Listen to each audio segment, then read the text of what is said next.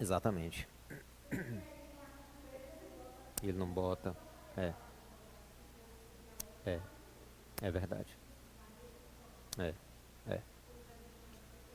Do 13, exatamente. É. O que ela está dizendo aqui é que aqueles que são indicados no artigo 13 como legitimados não precisam de advogado porque eles já têm uma procuradoria ou já têm a Advocacia Geral da União. Então, esse parágrafo único do artigo 14 aí, por que está dizendo se representados por advogado? Mas, bom, já está compatível com a emenda, então não tem problema, né? Está tudo certo. Hã? Então, pronto, aí vem, né? Conforme demonstram os julgados anexados a esta petição inicial. Sendo assim, tendo em vista a existência da aludida controvérsia, ora comprovada na forma do artigo 14, inciso 3 da Lei 9868 de 99, conclui-se pelo cabimento da presente ADC, com o objetivo de uniformizar a jurisprudência e garantir a segurança jurídica. Certo? É isso aí. Fundamentação jurídica. De novo, né?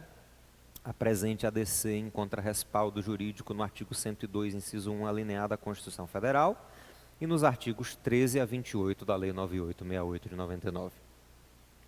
O presente caso apresenta uma aparente divergência. Eu não estou defendendo a lei, eu não vou dizer que é divergente, né? Não tem aquela história, dizem que o cara chegou, né, com a camisa toda melada de sangue, toda ensanguentada, com a faca na mão, a faca toda ensanguentada, entra no escritório do advogado correndo assim: doutor, me socorra, a polícia está atrás de mim porque eu matei minha mãe.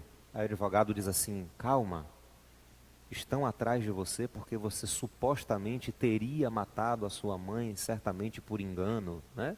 Você não vai dizer, não, você matou, não, você vai tentar defender o cara, né? Aqui você está defendendo a norma, então você não vai dizer, o presente caso apresenta uma incompatibilidade. Então você está admitindo que é inconstitucional, você está defendendo. Então você vai dizer, olha, o presente caso apresenta uma aparente divergência entre o disposto no artigo 3º da lei, que estabelece uma taxa para a inscrição do brasileiro naturalizado nos quadros da OAB, e o disposto no artigo 12, parágrafo 2º da Constituição Federal, que proíbe a distinção entre brasileiros natos e naturalizados, fora das hipóteses previstas na Carta Magna. Ocorre que, lembra que Aras falou para vocês na petição do ocorre que? É sempre assim, ó, você introduz o caso dizendo, olha, o caso é esse aqui. Ocorre que, acontece que, entretanto, não obstante, né? Ocorre que, em verdade, não se trata de distinção, mas tão somente do estabelecimento de um critério de igualdade, uma vez que, para verificar o atendimento do requisito da reputação ilibada para inscrição na OAB, no caso do brasileiro naturalizado, são necessárias diligências junto às autoridades do país originário do candidato, o que torna o processo mais custoso. Qual é a justificativa aqui? Eu cobro mais do brasileiro naturalizado, porque quando eu for pesquisar se ele tem reputação ilibada, se ele tem condições, né, de ser advogado, que a gente faz aquela pesquisa, né, já vão preparando as certidões de vocês. Não prepare não, porque tem prazo, né? Tem certidão que vence com 30 dias e tal. Mas já fiquem espertas aí que logo, logo vocês vão ter que correr atrás aí de um monte de certidão, que aqui em dezembro vocês já vão estar correndo atrás ali da inscrição de vocês na OAB, né? Então, faz essa pesquisa. Aí o que ele está justificando aqui, por ser estrangeiro, por ser naturalizado, eu não tenho que fazer a pesquisa só aqui, eu vou ter que fazer a pesquisa no país de origem, para ver se ele não tem algum antecedente, se não tem alguma coisa lá atrás, né? Que isso tornaria mais caro. Enfim, assim, estou aqui, né? Assim, a cobrança de tal valor tem como finalidade não onerar os demais candidatos, cujos processos terão custo naturalmente menor para a OAB. Diante da aparente incompatibilidade, há juízos que, entendendo tratar-se de critérios discriminatórios, deixam de aplicar tal dispositivo legal, alegando sua inconstitucionalidade. Outros, por sua vez, entendem não haver inconstitucionalidade e aplicam normalmente a lei. Gente, o que é que eu estou fazendo aqui? Na fundamentação jurídica, eu estou de novo ressaltando a controvérsia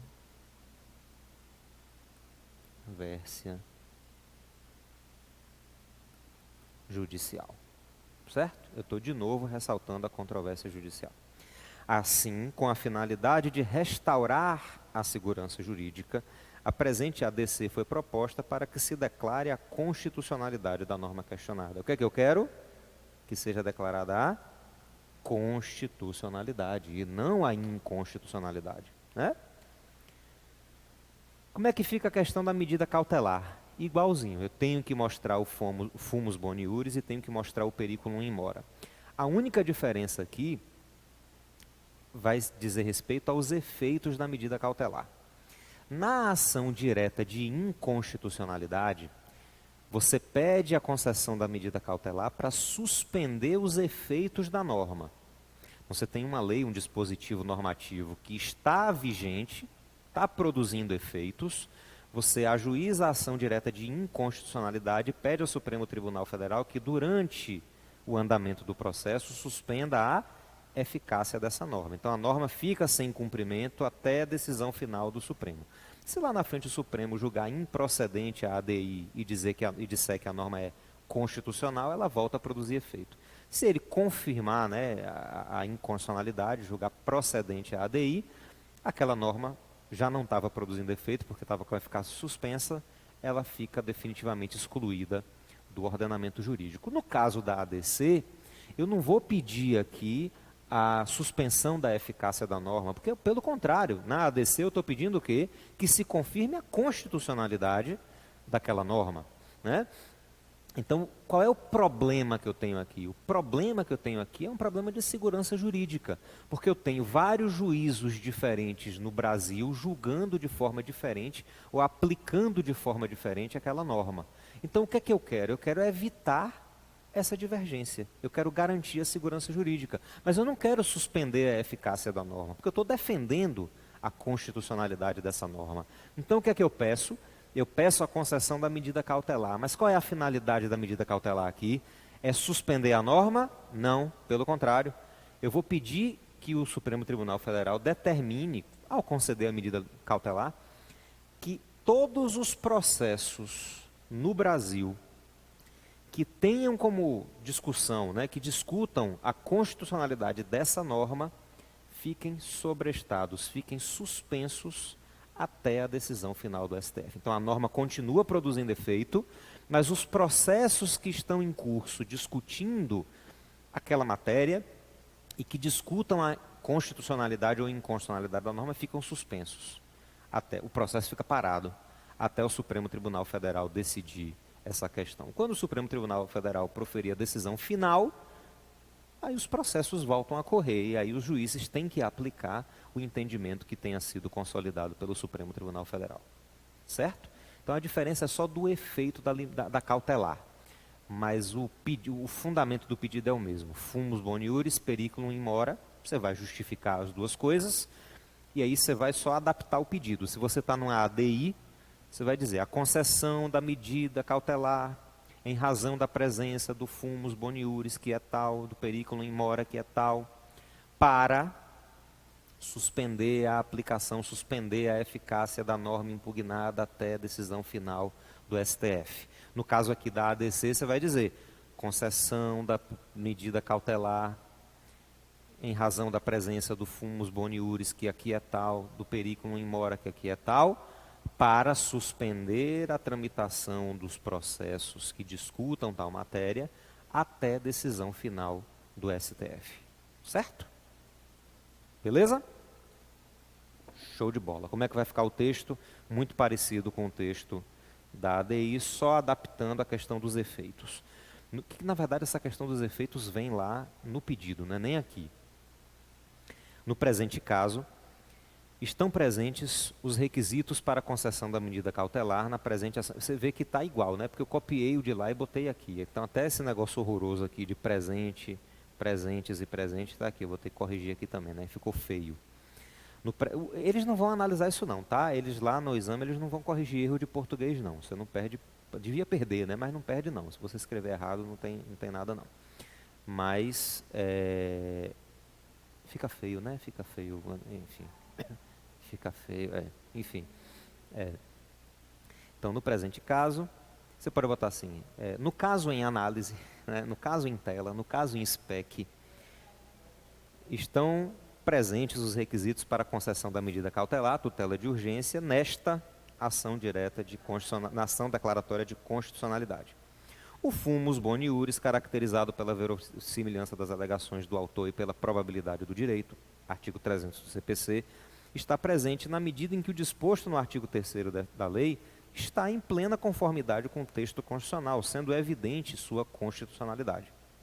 Além disso, também está presente o periculum in mora, uma vez que a espera por uma decisão definitiva pode causar grande prejuízo para os brasileiros naturalizados aprovados no exame da OAB, ante o grande risco de decisões contraditórias que minem a segurança jurídica e tornem incerta sua inscrição nos quadros da ordem. Certo? Ante o exposto, é urgente a necessidade de concessão da medida cautelar de acordo com o disposto no artigo 10? Não, o artigo 10 é a cautelar na ação direta de inconstitucionalidade. Na ação declaratória de constitucionalidade é o artigo 21.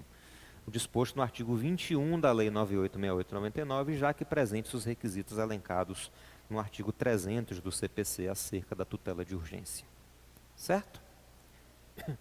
E aí, está aqui os pedidos e requerimentos. Né? Quais são os pedidos e requerimentos que você vai fazer? Concessão da medida cautelar para suspender a eficácia da norma impugnada, vista do Procurador-Geral da República para se manifestar, que seja julgado procedente o pedido e declarada a constitucionalidade da norma questionada e a juntada de documentos. Certo?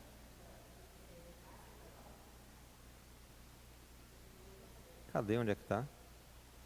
Perdão, está errado mesmo. Suspender, não é da norma não. Da norma não. Da norma não.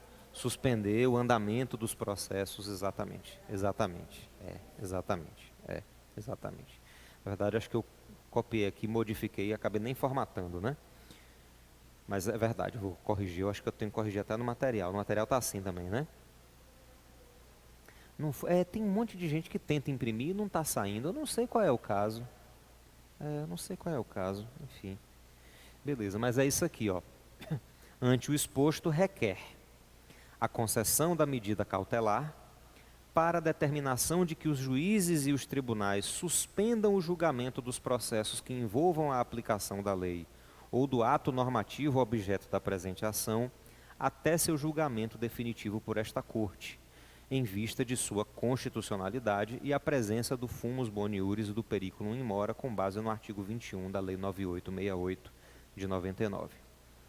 À vista do excelentíssimo senhor Procurador-Geral da República, para que se manifeste acerca do mérito e pedido principal da ação no prazo de 15 dias, nos termos do artigo 19 da lei. Ao final, seja julgado procedente o pedido e declarada a constitucionalidade do artigo 3º da lei, tornando sua presunção de constitucionalidade absoluta, nos termos do artigo 28 da 9868 de 99. Requer-se a juntada das cópias em 2 vias da petição inicial, procuração, lei e documentos que comprovam a controvérsia judicial sobre a aplicação da norma defendida, segundo o disposto no artigo 14, parágrafo único da Lei 9868/99. Detalhe, você percebe que está mais simples, né? Quando a gente falou da ADI, tinha um bocado de intimação aí, não tinha? Intimar a autoridade que elaborou a lei para se manifestar em 5 dias, intimação do advogado-geral da União para se manifestar sobre a cautelar em 3 dias e sobre o mérito, a intimação do Procurador-Geral da República para se manifestar sobre a cautelar e sobre o mérito, não tinha? Por que eu não botei isso tudo? Porque a 9868, quando fala da ADI, exige isso tudo, mas quando fala da ADC, não. Pode ver aí, leia os artigos depois, do 13 até o 21, você vai ver que não exige a intimação de ninguém para fazer isso daí. Por quê? Porque aqui eu não estou combatendo a lei. Percebe que na ADI, o que é que eu tenho na ADI? Eu tenho uma norma que emanou ou do Poder Legislativo ou do Poder Executivo.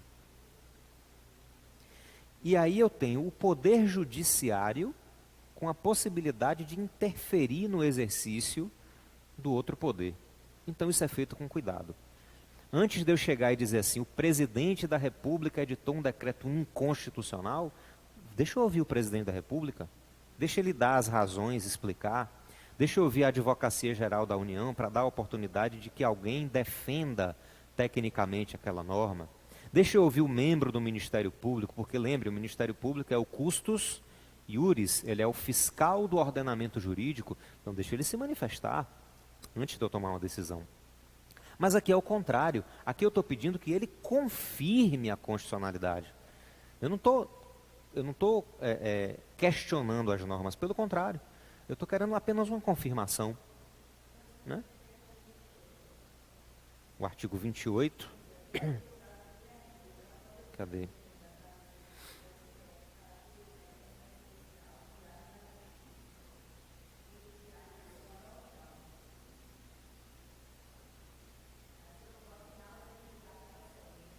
Uhum. Aham.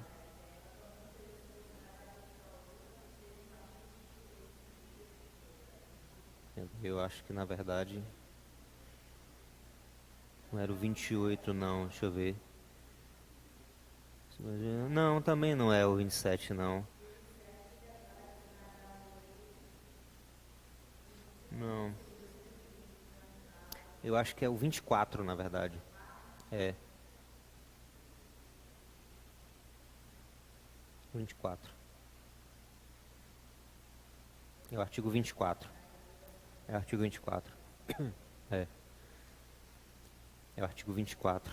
Ao invés aqui do 28, é o artigo 24 da Lei 9868/99. É, o 24.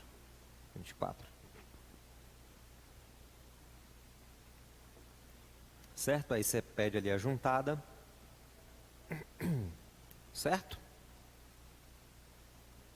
Depois você vai indicar o valor da causa, mesma coisa aqui, não tem diferença nenhuma em relação à ADI, exatamente igual. Pede deferimento, local, data, advogado ou advogada. Certo? E aí, acabou a ação declaratória de constitucionalidade. Vejam que é bem parecida, você só faz algumas adaptações. O pedido é mais simples, porque algumas coisas que você pede na ADI você não pede aqui, né? E os efeitos da cautelar são diferentes, mas e também você tem o requisito de demonstrar a existência de relevante controvérsia na aplicação dessa norma. Fora isso, o resto é igualzinho à ADI. Tá certo? Bom, a gente continua aí na sequência com a parte. Vamos voltar agora a falar de direito material. Aí teremos mais algumas questões, aí vamos falar de teoria dos direitos fundamentais. A gente vai falar de direitos fundamentais, vamos falar da teoria dos direitos fundamentais e depois a gente vai falar sobre os direitos individuais e os direitos sociais, para depois a gente entrar na ADO e no mandado de injunção. Por que essa lógica? Porque lá na ADO, na ação direta de inconstitucionalidade por omissão ou no mandado de injunção, você ajuiza a ação exatamente pedindo que seja regulamentado o exercício de um direito fundamental que está previsto na Constituição, mas que está sendo, né, objeto de mora legislativa. Então vamos entender primeiro essa questão dos direitos fundamentais e aí a gente fala da ADO e do mandado de injunção. Como são ações, você pode... Ih, rapaz, aqui é ADO ou é mandado de injunção? Porque nos dois casos você tem omissão. Aí é para você entender lá se é o caso de ADO ou se é o caso de mandado de injunção. A gente vai seguir essa ordem aí, tá certo? Então pronto, a gente se vê na sequência. Um grande abraço e até a próxima.